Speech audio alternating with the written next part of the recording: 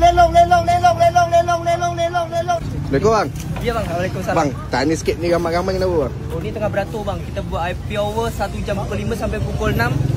Sekilo 15 udang merah, Kanghai IOI. Wah, boleh tak isi bang? Boleh bang.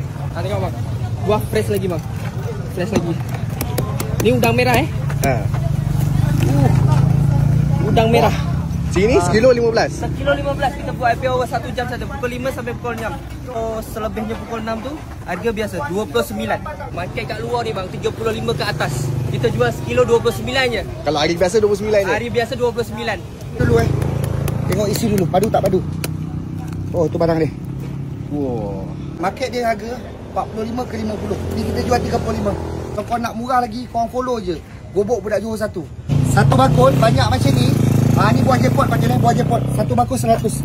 Ni barang dia. Ini barang hot item bang. Oh, tak bohong ni Tak bohong. Satu bakul bang macam ni bang 100 bang. Kalau kau nak bawa budget macam ni, satu bakul penuh macam ni 70 je kau Dia banyak putih tapi buah ada orang kau risau. Nampak?